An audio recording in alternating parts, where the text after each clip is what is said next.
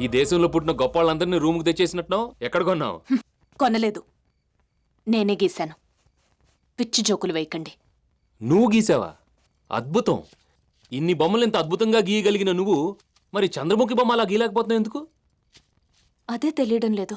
ఏ బొమ్మైనా ఒక్క రోజులో వేసేస్తాను, కానీ ఈ బొమ్మని మాత్రం ఎన్నిసార్లు గీసినా ఏదో ఒకటి మిస్ అవుతూనే ఉంది. కళ్ళు బాగా వస్తే ముక్కు రావడం లేదు, ముక్కు బాగా వస్తే పెదాలు రావడం లేదు. వీళ్ళందరినీ నువ్వు ప్రత్యక్షంగా చూసుంటావు, లేదా వాళ్ళ గురించి తెలుసుకునైనా ఉంటావు. కానీ చంద్రముఖిని చూసావా, లేదా ఆవిడ గురించి తెలుసుకున్నావా? ముందు ఆవిడ గురించి తెలుసుకో, ఆ తర్వాత బొమ్మ గీయటం మొదలెట్టు, నీ లక్ష్యం నెరవేరుతుంది. ఏంటి? చంద్రముఖి గురించి నాకు తెలీదా? తెలీదా? తెలీదా? ఓహో, ఆమె కథంతా తెలుసా? చంద్రముఖి నాగభైరవుడు ఎత్తుకుపోయాడు. చంద్రముఖి తన ప్రియుడు గుణశేఖరుణ్ణి రహస్యంగా కలుసుకుంది.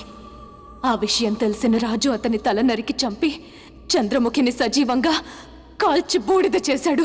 చాలా విషయాలు తెలుసుకున్నావు అన్నమాట. అంతేకాదు, ఆ రాజు గురించి ఒక పెద్ద పుస్తకం కూడా ఉంది. గురువుగారు చంద్రముఖి పుస్తకం గురించి కదా చెప్పారు. రాజుగారి గురించి కూడా పుస్తకం ఉందా?